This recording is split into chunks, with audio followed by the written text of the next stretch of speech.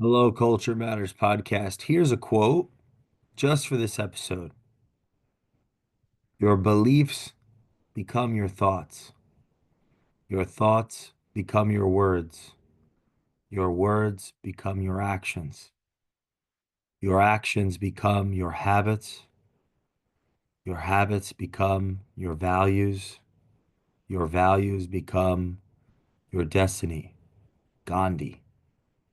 Today, we're talking about the values of Culture Matters from 30 Days of Thought. Got the book right here. In the back of the book, page 260, 261, there are the values of Culture Matters. Today, I want to talk about the C in Culture Matters: collaboration. Give first, intend to help, get started today. Give first, intend to help, get started today. Interesting, this Gandhi quote: your beliefs become your thoughts. What we believe become our thoughts.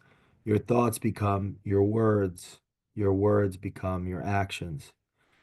Your actions become your habits. Your habits become your values. Your values become your destiny. Values become our destiny. What we value, what's interesting about this quote is its circular nature. Values become our destiny. Habits lead to values, but beliefs, right? Values and beliefs, the structure of our beliefs and what we value based on our, we'll have a hierarchy of what it is that we value. What we believe influences what we believe, and what we value are inextricably linked. So the concept behind clarifying our values, our company's values, is to talk about them, is to think them through, is to come together as a collective to discern between what do we value here, because what we agree or disagree that we value here in this company, in this tribe, will reveal what we believe about the world, about ourselves, about our industry, or about our subject matter expertise, about our actual product or our service, what we believe about our product or service in a business context, at least, right? What we believe about our business, product, or service in respect to what it does, what value it brings for customers. Now we're getting into revealing the purpose of our company. Why do we exist? What do we actually do? Because think about this. Each of us have our lives outside of the company, and we have our own vision and our own mission, our own goals. We have our own values that are that have a relationship with the life that we've lived, how we've been raised, what communities we're from, our religious backgrounds, all of these things. So that has meaning, or a capacity for meaning for our lives. That has to match up with our company. What gives meaning to a company? What actually gives meaning to a company outside of the individual desire to succeed of each individual within the group, out of each individual's desire to succeed for their own life? What actually gives meaning to that company? It's clarity around its purpose. Why does it exist? What's the story we're all playing? What's the story we're all attracted to, that we can each take on our own role to come closer to living out that story? What do we believe about our company and what it does for customers that makes a difference, that means something, so that we can sell within our conscience so that we can perform our tasks on the operational and the fulfillment, all the other capacities of the business beyond just what we as individuals desire to do for ourselves, for our own conscience. So it's an interesting thought experiment here, or quandary, is that on an individual level, I'm going to do the best I possibly can for me, for my own conscience, for my own career pathing, for my own ambitions, for my own family, for my own life goals. However, all of that burden cannot and should not fall on the individual employed by a company, because in the absence of clarity of the vision and the aim of the company, in the absence of clarity in what the company believes, in the absence of what the company thinks, what the company says, what the company does, I would argue that creates an undue pressure on each individual constituent working for the company. The institution is more likely to become corrupt if it's unclear on what it believes. And to be clear on what it believes, it has to understand what it values. And to understand what it values, it has to be clear on what story it's playing, or what stories make up its the architecture of its identity. Quote, your beliefs become your thoughts become your words become your actions become your habits become your values. Habits, what you're actually doing, demonstrates what you value. What you value becomes your destiny. That's what you value. What you do is going to put you off on a path in one direction, in a direction. And this is, you may not be aware, cognizant that you're going, you might be thinking you're going left when you're actually going right. You could, because you're,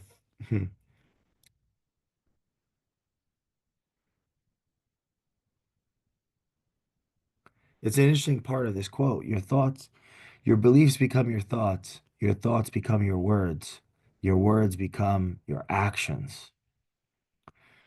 Your words becoming your actions, it takes a village to for that to happen. Because the words and actions can be separate, can be disintegrated. Words and actions need feedback from others.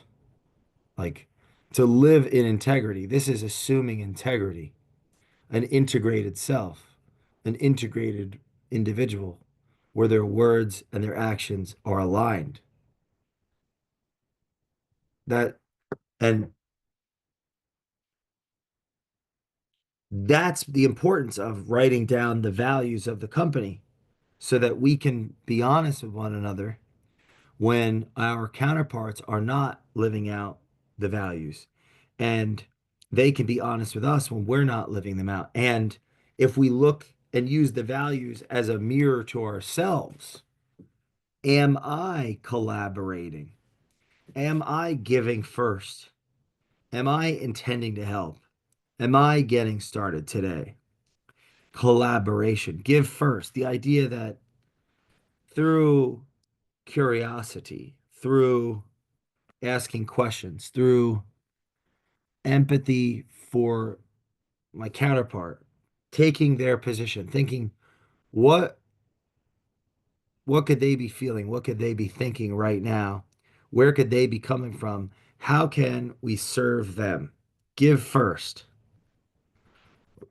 We would rather start a I would rather start a relationship in a positive context, giving and then asking, giving energy, giving time to figure out what's the problem here and how can we solve it, then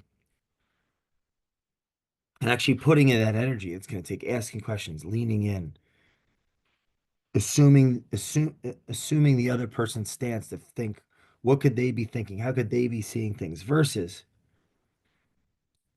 not putting in the energy, but assuming, taking an omnipresent stance, not investing the energy and assuming, coming from only my perspective and only my projection and not investing that time. This is, I think, a distinction between an advisor and a salesperson, in a pejorative sense, the salesperson. Advisor takes the scope of the breadth of their education, the breadth of their experience, the breadth of their knowledge, and as opposed to using it top down of the counterpart, they lean in and they go surgical and laser, and then using questions and discovery, uncover the nuance, the context. They may have the content from experience and knowledge and intellect and all of this, the content, but the context comes from a one-on-one personal relationship that takes energy first from advisor to advisee, from individual to individual. Now, that might be a context of advisor like business or like finance or any type of advisor advisee relationship. But there's a spiritual component to that. There's a human element to that. It's because if we look up the definition of collaboration, very interesting. There's a one, the action of working with someone to produce or create something. Then there's also number two. So similar would be cooperation, alliance, partnership, participation, combination. There's also another definition that traitorous, cooperation with an enemy, fraternizing, colluding, collusion, cooperating, cooperation, consorting. Very, and that has a negative context in a corrupt world, in a world where evil exists in its behavior, in its actuality. Right? It's us versus them. In in a world beyond that, beyond good and evil, collaboration, has no negative context. It's a synthesizing. It's an exercising. It's an integrating and refreshing, redeeming principle. Collaboration, the action of working with someone to produce or create something. He wrote on art and architectural in collaboration with John Benjamin. Cooperation, combination, participation, joint effort, teamwork, concert, association, working together. Collaboration is fundamental in culture, in the inception or the genesis of culture and the reintegration, the innovation of culture. Collaboration. And we can collaborate with our enemies when the war is done and diplomacy becomes a possibility. Collaboration is a component of keeping the world stable. It's interesting. So collaboration in the context of culture matters, though. Why is the C in culture matters the word collaboration? Well, it's foundational to team, to innovation, to forward momentum, to burdening the contradictions that come with business and life. We're going to have to, if we are honest with one another in a team meeting, we're going to disagree. We're going to disagree on the subject at hand.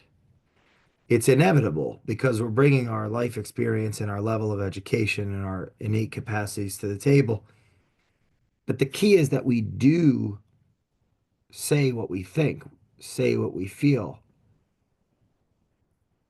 And to do that, it takes integration of the individual. It takes integrity of each individual. Remember, your thoughts become your beliefs become your thoughts. Your thoughts become your words. This is Gandhi again. Your words become your actions. Your actions become your habits. But our words don't necessarily become our actions without others making sure that our words are becoming our actions. That's where accountability comes in. Accountability is the group is working together to help each individual's ability to respond to the world, to check their blind spots, to develop their individuality, not by following each and every impulse, by developing the core competency that lives within them, their genius that may or may not have yet to that may not have yet to blossom. Your habits become your values. What we value, how we view how we view the world is a reflection of how we live in the world. Your values become your destinies, your destiny, your beliefs, our beliefs in the company.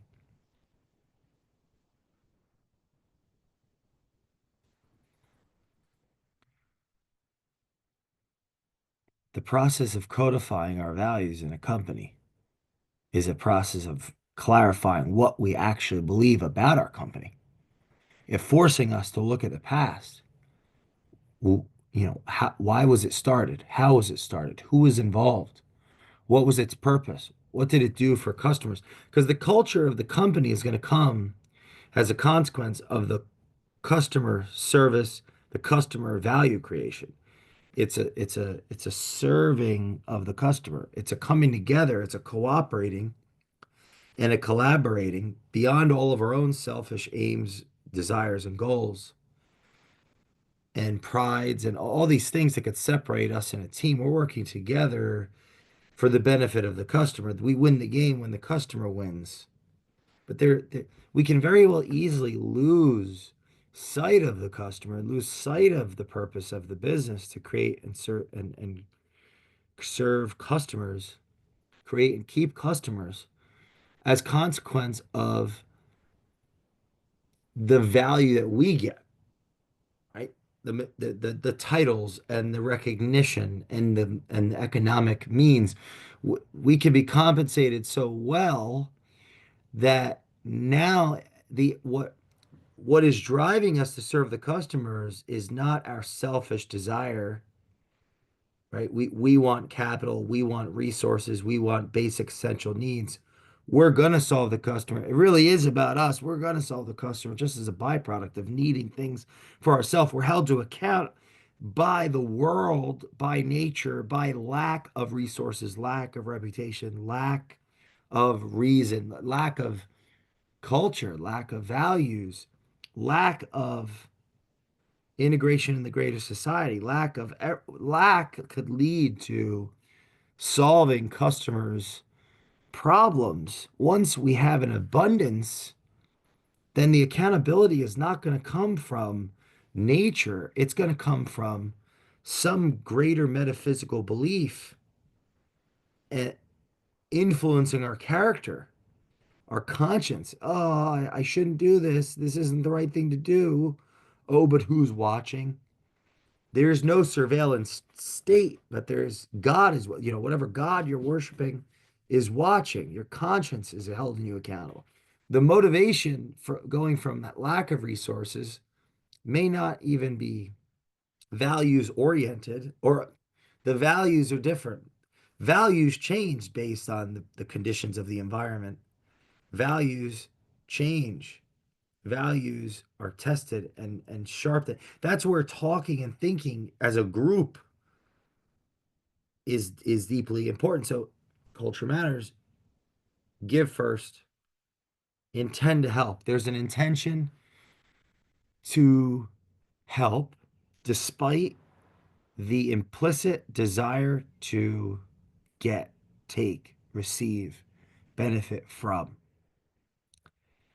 That the natural impulses to protect, to secure, to get for oneself I'm gonna, I'm gonna, I'm gonna, it's almost as if the more we talk about the customer, the more we try to help the customer, the more we focus on the customer, right? The clearer we are on where we come from and where we're going and why we're in business, we believe in the customer. We start thinking, them first. We're talking about it. We're focused on them. We're not focused on ourselves. We're not focused on all of our lower nature. Then we start actually working for the customer towards value, creating value for others. That ends up coming to us. If we just try to create value for ourselves, everything happens in a vacuum and it undermines the actual ability to get value for ourselves. To get value for ourselves, we have to actually get value to others. It's paradoxical. You think to get value yourself, get value for yourself. No, to get value for yourself, you have to get value for others to actually get value for yourself. But if you get value for yourself, you then have to figure out how to get value for others once again, or else you're going to get too much value for yourself and then you're going to destroy yourself. You don't actually get to get value for yourself in this world for too long, or you will become valueless because value comes from helping others get value. If every other is helping an other get value, then there's a never-ending value creation. However, there's that's not what happens. What happens is people naturally we f up. We fall. We get prideful and we fall. No wonder the market goes up and down and up and down and up and down because there's a disjointedness in our nature that is not clearly articulated in this quote because your words don't necessarily become your actions without others helping you through their own selfish desires get yourself together. Your actions become your habits become your values, your destiny. The destiny of the organization is influenced by the company's core values, not so much that it's words on a wall that people need to memorize or they're going to be used against others. It's the process of attempting to figure out what the company stands for that helps, as Kierkegaard once said, life can only be understood backwards, but must be lived forwards. The company's purpose can only be understood backwards and must be lived forwards. Why are we here? What are we in business for? Who do we serve? How do we create more value for them? And in turn, that value will happen for ourselves. And that never ends. So give first, intend to help, intend to help. Give first, intend to help. Get started today. Ask, create, act out of imagination. The idea, collaboration is to, and it's no wonder culture matters. We work with companies.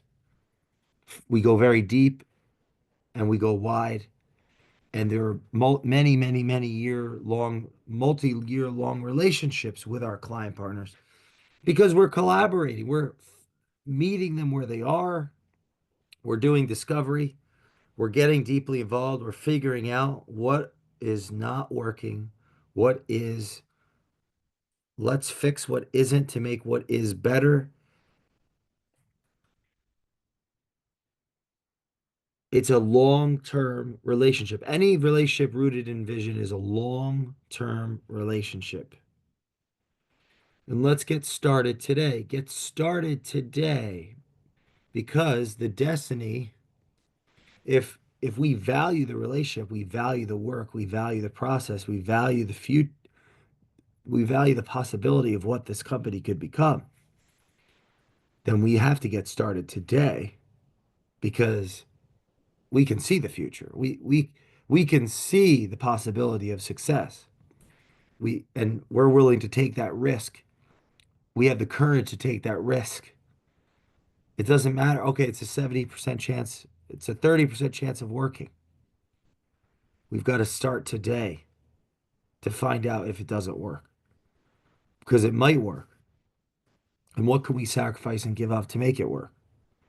I think that's why we've been so successful working with businesses where it wasn't an ideal situation. However, we solved two problems, and those problems became the bedrock of value. Those problems became the foundation of value creation, of reorienting what we value with the business and figuring out what the opportunity was in the marketplace to capitalize on and create more shareholder value for the future. Collaboration is a fundamental value of Culture Matters because the purpose of Culture Matters is uncover genius with a goal to make curiosity cool. Uncovering genius is figuring out where the value is. Making curiosity cool is part of integration, part of innovation, part of leadership, part of working together as a team despite our differences, despite the odds, despite the problems, to compete at a higher level that ultimately helps all people, including us. Even competition is helped by competition because the forces outside of the organization hold the organization to account and mitigate the likelihood of corruption, reorient corruption. Everything for the system to work properly, corruption has to be mitigated by freedom, by liberty, by the spirit of truth, the the thoughtfulness of the human agency. Collaboration, collaboration, give first, intend to help, and get started today. That's core value number one with Culture Matters. And we, I have tried to use to live, I have lived that out to build our client partner relationships. And that is it's a meaningful, it's been a meaningful journey to say the least. We have grown from collaboration. Now it's not just I, it's a we. Collaboration, give first, intend to help, and get started today. The future of business is collaboration, whatever business looks like 30 years from now. Share this with a friend or a foe you would like to collaborate with.